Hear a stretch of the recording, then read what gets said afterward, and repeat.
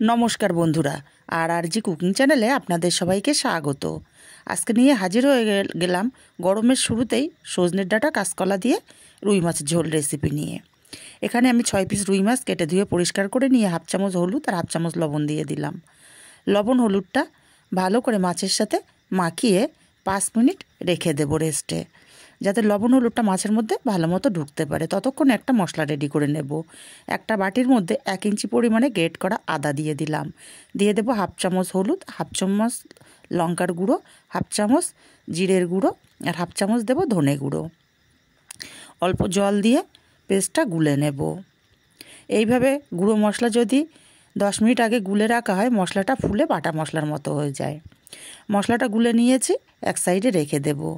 আর এখানে কাঁচকলা কেটে নিয়েছি। কাঁচকলাগুলো কেটে 10 মিনিট হলুদ জলে ভিজিয়ে তারপরে খুব ভালো করে ধুয়ে নিয়েছি। 2 টুকরো করে কেটে নিয়েছি। আলুগুলো একটু মোটা মোটা করে কেটে নিয়েছি। আর কিছুটা সজনের ডাঁটা নিয়েছি। এবার একটা কড়াই গরম করে দিয়ে দেব তেল। আমি সম্পূর্ণ রান্নার তেলটা একেবারেই দিয়ে দিলাম। তেলটা গরম করে কিছুটা বিউলির ডালের বড়ি এখানে দিয়ে দিলাম। বড়িগুলো নেড়ে চেড়ে লাল লাল করে ভেজে নিয়েছি। এখন বড়িগুলোকে তেল ঝরিয়ে উঠিয়ে নেব। বড়িগুলো উঠিয়ে নিয়ে এই তেলেই লবণ হলুদ মাখানো মাছগুলো দিয়ে ভেজে নেব। তবে সব মাছগুলো আমি একসাথে দেব না, যেহেতু কড়াইটা ছোট, মাছের পরিমাণ বেশি। 3 পিস মাছ আমি প্রথমে দিয়ে দিলাম। এক পিঠ ভাজা হলে আর এক পিঠ উল্টে দেব।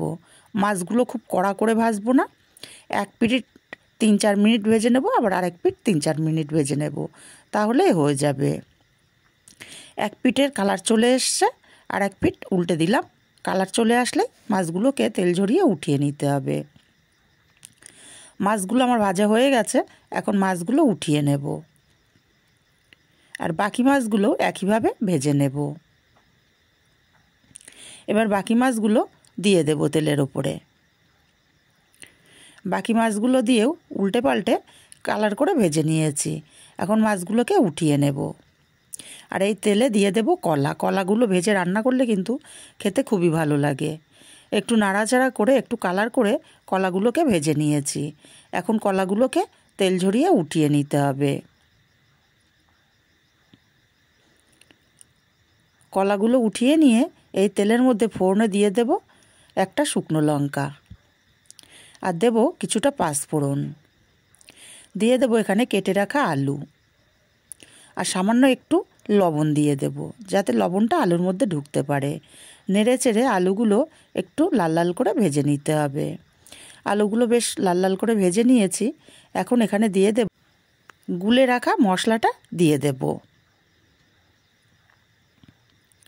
মশলাটাকে দিয়ে কষিয়ে নেব এক্সট্রা জলটা শুকিয়ে যাওয়া পর্যন্ত। মশলাটা কষাতে কষাতে এক্সট্রা জলটা শুকিয়ে গেছে, মশলা থেকে তেল ছাড়তে শুরু করেছে। এতে করে আলুটা অনেকটা সেদ্ধ হয়ে গেছে। এখন দিয়ে দেব এখানে সজনের ডাঁটা। ভেজে রাখা কলাগুলোকে দিয়ে দেব একটা টমেটো 4 টুকরো করে কেটে নিয়েছিলাম। স্বাদ মতো লবণটাও দিয়ে দিলাম। এবার সবজিটাকে আরও কিছুক্ষণ কষিয়ে নিতে হবে। মিনিট 3-4 সময় নিয়ে সবজিটাকে কষিয়ে নিয়েছি। এখন এখানে দিয়ে দেব পরিমাণ মতো জল। যেহেতু ঝোল করব, তাই জলের পরিমাণটা এখানে একটু বেশিই দেব। জলটা দিয়ে ভালো করে নাড়াচাড়া করে মিশিয়ে দিয়ে ঝোলটা ফুটে ওঠার অপেক্ষায় থাকবো।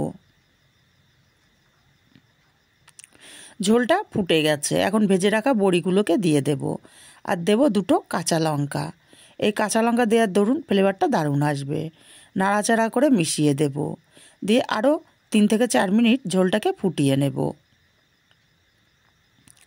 3 মিনিট মতো ঝোলটাকে ফুটিয়ে নিয়েছি। নাড়াচাড়া করে দেখে নেব আলুটা সেদ্ধ কতটা হলো। আলুটা সুন্দর মতো সেদ্ধ হয়ে গেছে। এখন ভেজে রাখা মাছগুলো এক এক করে দিয়ে দেব। আর ভেজে রাখা মাছগুলো দিয়ে নাড়াচাড়া করে দিয়ে মিনিট 3-4 ফুটিয়ে নেব।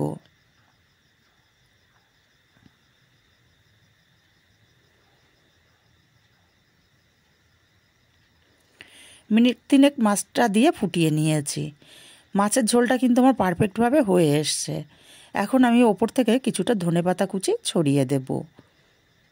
আর ধনেপাতা কুচিটাকে দিয়ে ভালো করে নাড়াচাড়া করে মিশিয়ে দিতে হবে।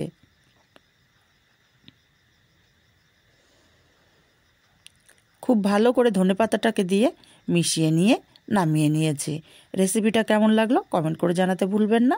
ভালো লাগলে কাছের আত্মীয় স্বজন বন্ধুবান্ধবের কাছে শেয়ার করতে ভুলবেন না, আর একটা লাইক দিতে ভুলবেন না।